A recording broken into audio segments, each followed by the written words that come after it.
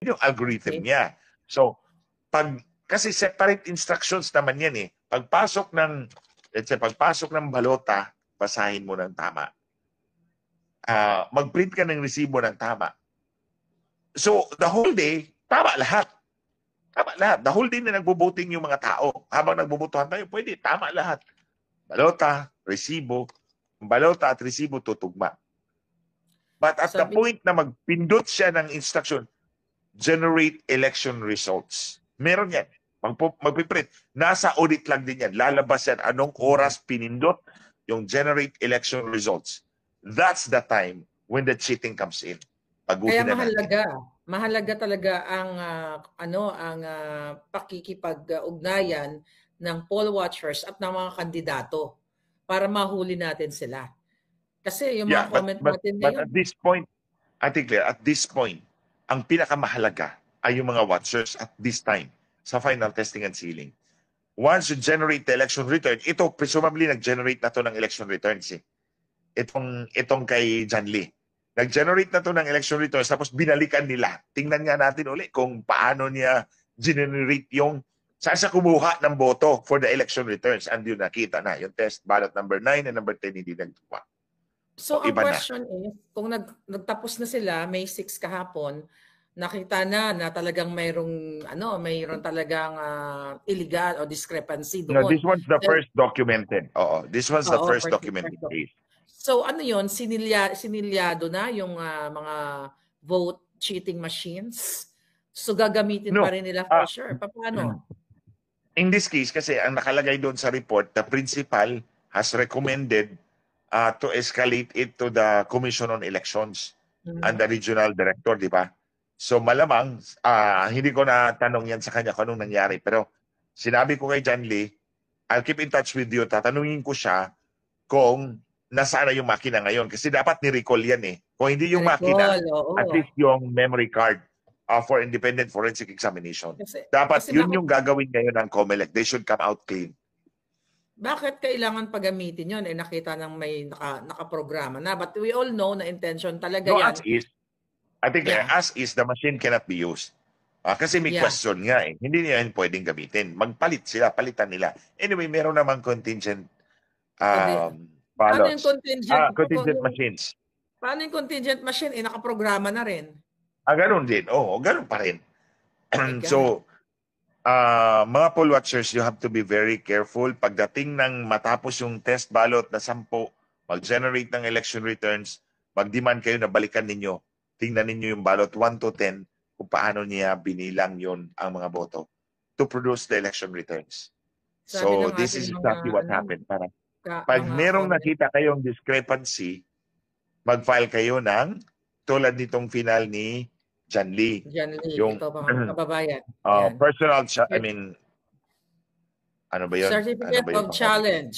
Challenge and protest. Of the Electoral Board. Ayan. Yan yung final ni John Lee. So mga comment natin, sabi ni Joshua Solomon, kung ito man lang ang mangyayari, bakit meron pa tayong eleksyon?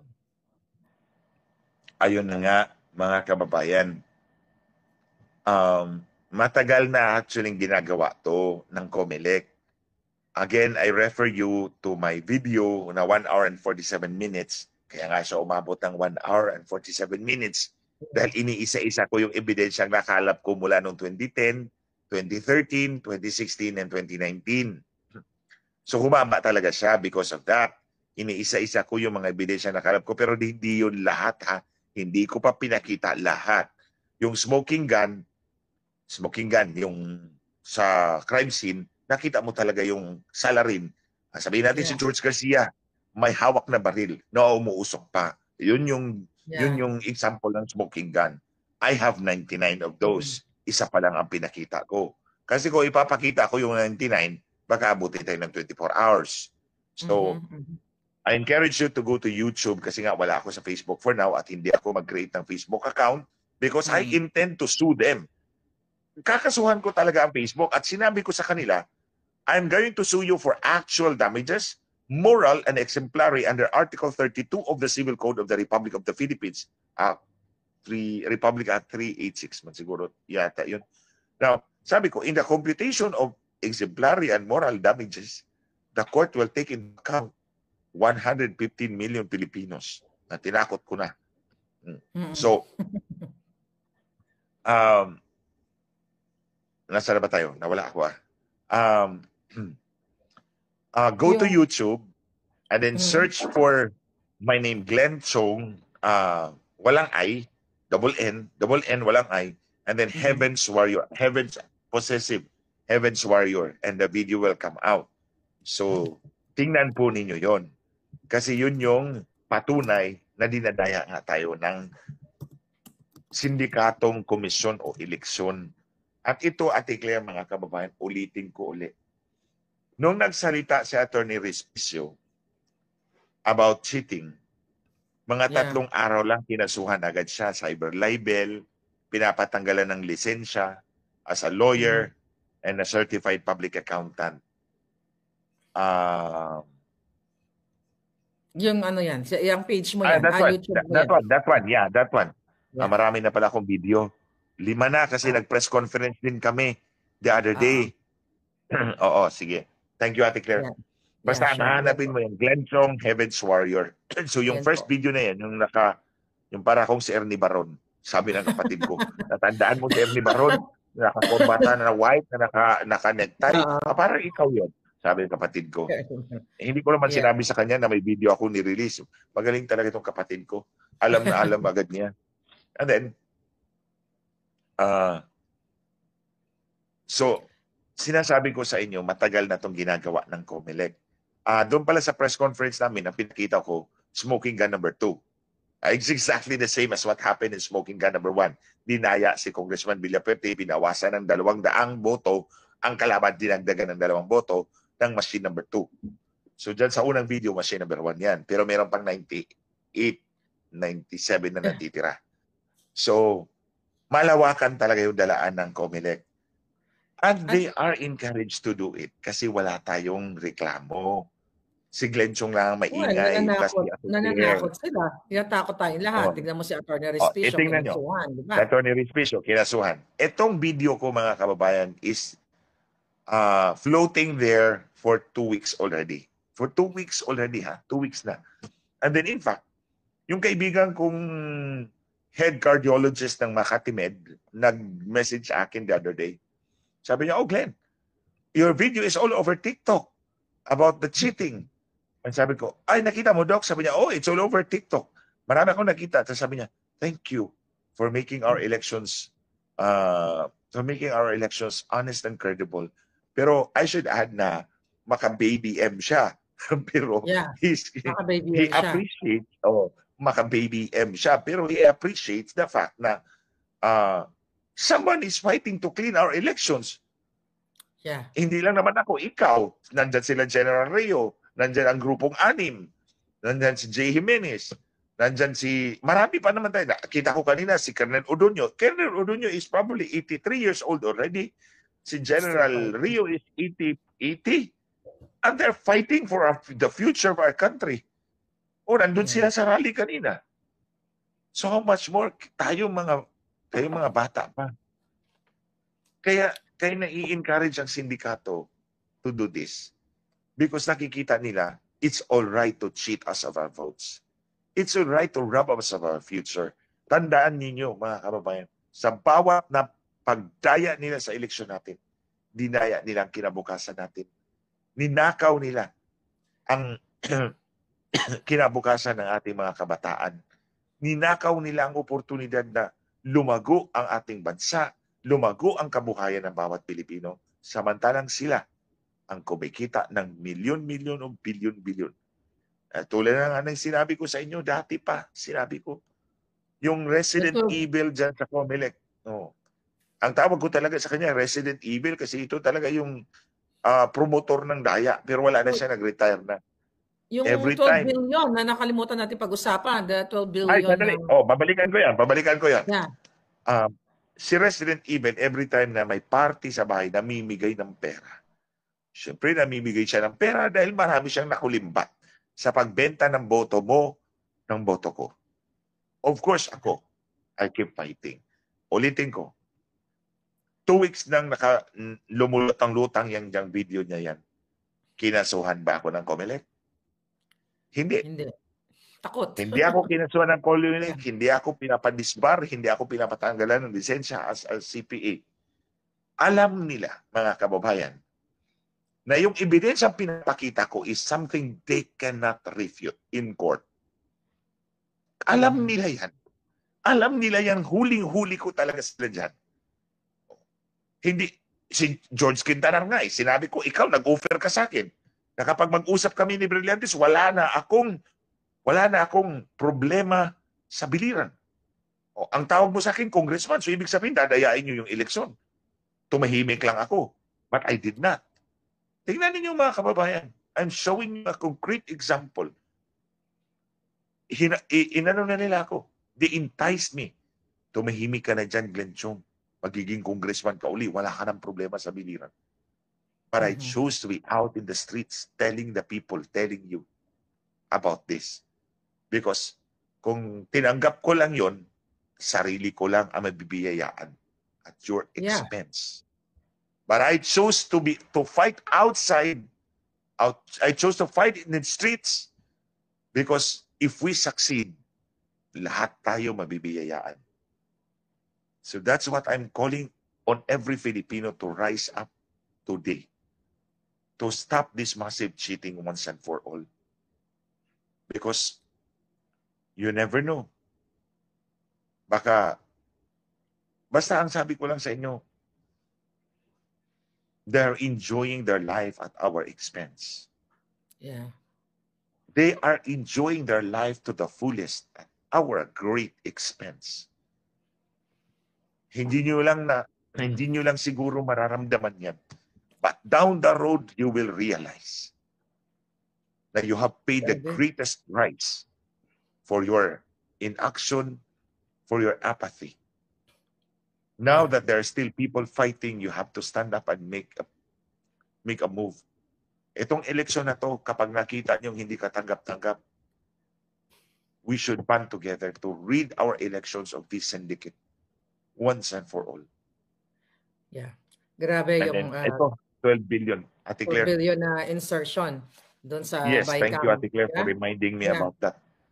Mga kababayan, kung natandaan nyo, nag-insert ng 12 billion doon sa Bicameral Conference Committee para sa charter change. So, nagbigay sila ng 12 billion pesos sa COMELEC para ipatupad yung charter change kasi meron niyang expenses involved. Plebisito. Di ba? Magpiplebisito tayo pag magkakaroon ng charter change. So, magkakaroon ng plebisito. That's the equivalent of an election. Pero itong plebisito issue ang pagbobotohan natin kung approve tayo o hindi. So 12 billion ang inallocate niya. Actually, insertion yan ng sa Bicameral Conference Committee. 2 years ago? A year or 2 years ago? Now, ordinarily, mga kababayan, itong 12 billion, it reverts back to the national government. Excuse me. To the Bureau of the Treasury. Balik yan sa Bureau of the Treasury if it's a normal government office. However, the COMELEC is not an ordinary government office. It is a constitutional office. Constitutional office dahil nakalagay siya sa Constitution kasama ng Ombudsman, Civil Service Commission. Ito yung mga opisina ng gobyerno na mention specially sa Constitution. Commission on Elections, pero actually Commission o Election. Ombudsman and Civil Service Commission. Yung 12 billion, hindi yun bumalik sa National Treasury. Hindi yun nag-revert to the National Treasury because this is not a normal, ordinary government office. It's a constitutional office. Therefore, the 12 billion is savings. So, savings yan ng COMELEC. Nandyan yan sa kanila. Kaya ikaw, George Garcia, hindi kita bibitiwan dyan. Hahanapin ko yung 12 billion kung nasaan yan ngayon. So, pinaalam ko to sa inyo mga kababayan so you will know. Kasi baka pag hati-hatian lang nila yung 12 billion matapos dayain yung eleksyon natin. So, hindi na ibalik sa National Treasury yung 12 billion? Nasa COMELEC lang? Yes. Hindi yan nabalik sa National Treasury. Retained nila yan as savings. And baka mawala yung savings na yan at paghahati-hatian pag nagtagumpay ang kanilang dayaan. So, I'm putting this out to the public para alam ninyo and you will be reminded na yung 12 billion pesos ninyo nandyan sa COMELEC, baka paghahati-hatian yan matapos ang eleksyon. So, ni-remind ko lang kayo. And putting this back on the limelight, itong 12 billion na to, because this is a lot of money. Well, talagang malupit yung laban ng mga Pilipino dahil nasa kamay tayo ng diktadurya, masahol pa sa pinaka-diktador, di ba? Kasi ngayon, may digital, media na tayo, nakikita tayo, pero nakakapag-comment tayo kahit saan tayo naroon, pero harap-harapan talaga tayong nilalapastangan, inaapi, tinatakot, sinisindak nitong gobyerno na ito. Pero napakahalaga dahil napag-usapan namin dito, mga kababayan, ni Atty. Glenn Chong, at least mabigyan natin ng idea o ng edukasyon ang mga poll watchers at ang mga kandidato na lumalaban ng patas. So may nabasa ako kanina, ang worry nila, baka daw magiging madugo o takutin yung mga poll watchers kapag sila ay dinodokumento nila yung mga nakikita nilang discrepancy nga dyan sa electoral returns. So which is nangyayari to sa mga remote areas, di ba, Atty. Glenn? Yung mga marahas na marahas. So, pero Ate Claire naman, kung sa mga lugar naman na hotspots, pag normal ang BEI natin, our electoral boards are teachers. But in places where matindi talaga yung degree ng pag-hotspot nila, mga pulis ang magpapatakbo doon. So in that regard, may protection naman yung ating poll watchers.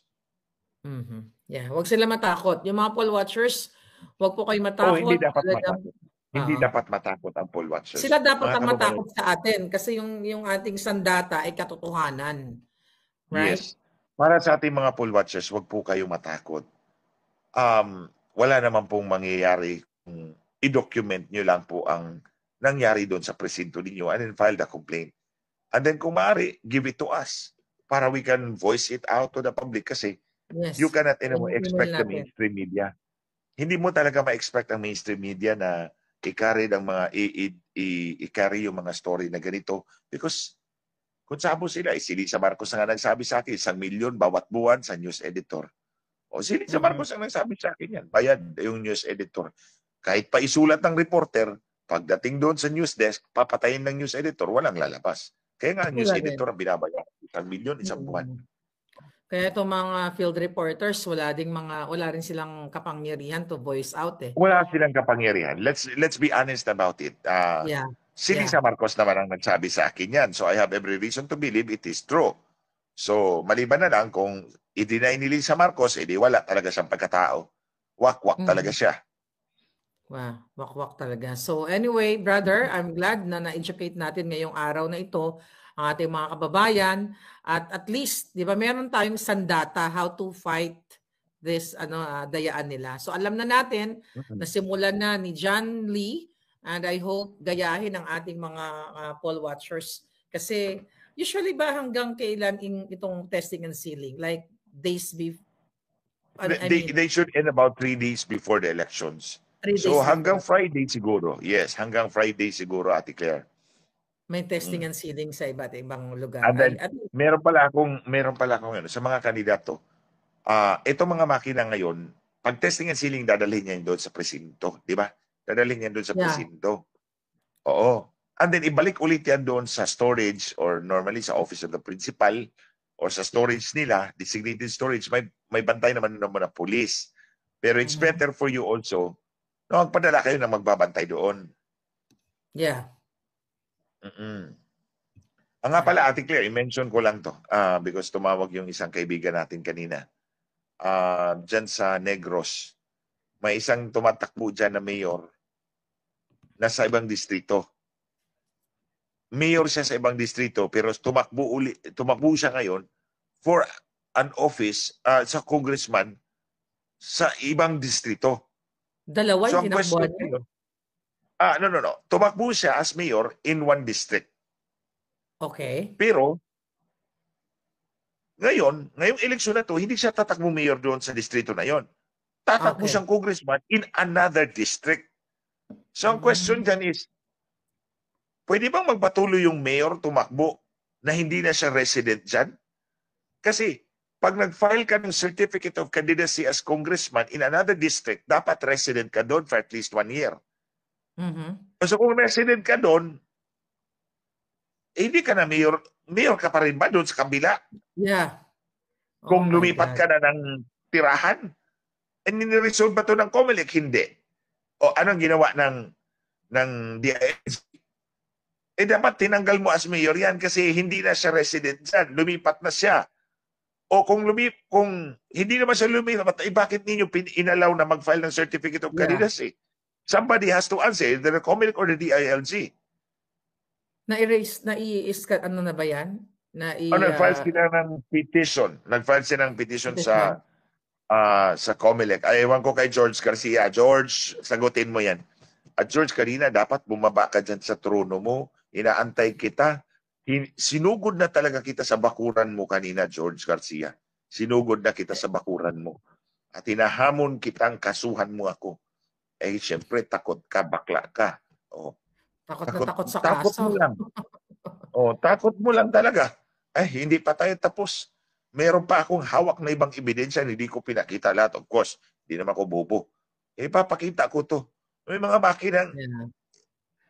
Imagine natin, imagine may mga makinang just before transmission na iba ang serial number. Nung nagbutuhan, ito yung serial number. Just before transmission, na iba na yung serial number. Paano ba? Anong kalukuhan yan? Hindi ko pa pinakita lahat. Hindi ko pa pinakita lahat kasi syempre naman, ibubulaga ako doon sa kanilang mukha. Tingnan natin. Well, hinahamon ko at wala sa kaso. Nakasuhan ka. Dapat ayaw nila kasi mabulat-lat lahat eh. Kasi kung, di ba, ang hilig nila magkaso-kaso, kung ikaw ay nagsasabi ng hindi totoo, di ang dami, panalo na sila. Di ba? Noong 2023 pa lang, na nag-sign ka ng affidavit mo, then sinulatan mo ang Congress, yung mga, yung mga kongresista doon, nalala mo. Na pinapa-open mo yung investigation dahil kinakampihan nila si Satanas dahil laparuhon mo yung bruhang. Sampalin. But anyway, we're thankful dahil may isang Glenn Chong na walang pagod na lumalaban dito sa mga mandaraya sa ating bayan. So Attorney Glenn, panghuling salita mo. Alam mo yan, partner tayo dito ever since mula pa nung when we first naging magkaibigan tayo. At huling alindog ko, lalabanan natin. Hanggang ngayon. Ako, I'm very grateful kay Ate Claire, mga kababayan, because now I don't have the Facebook that I relied to reach out to you. Yung sa YouTube naman, konti pa lang naman yung nag-subscribe and I don't expect it to... anyway, I'm very grateful. I want this to be public talaga. I'm very grateful kay Ate Claire for giving me this opportunity that I can still reach out to you. Kasi for the time being, krinipol nila ako. But I found a way to tell people about what they're doing. Yung ebidensya ng dayaan natin, yung pandaraya ni Lisa Marcos, kaya nga iniiwasan talaga siya ni Trump and I want you to know that. Ako yung nakikiusap sa inyo, don't let these things happen na wala man lang punishment para sa kanila. Because every time na nakikita nilang nakakalusot sila, they will continue doing and doing it. Until ang lalahat ng uupo ay crime lord, drug lord, waiting lord, ano pang Lord na wala sa langit. So kawawa tayong lahat. So kung meron namang bagong mangyayari o meron pang dumating na mga ebidensya, asahan nyo, babalik ulit kami ni Ate Claire. Magbabalik ulit kami ni Ate Claire to inform you. So Ate Claire, thank you very much mga kababayan. I hope, lalong-lalo na sa ating mga poll watchers, do your job. Gawin nyo ang kaya nyong gawin na mabuking natin itong dalayaan nila. Kasi pag marami pang ganitong mangyayari, then you have already the biggest evidence so far, even before elections. So Ate Claire, maraming salamat mga kababayan. Maraming salamat po sa inyo.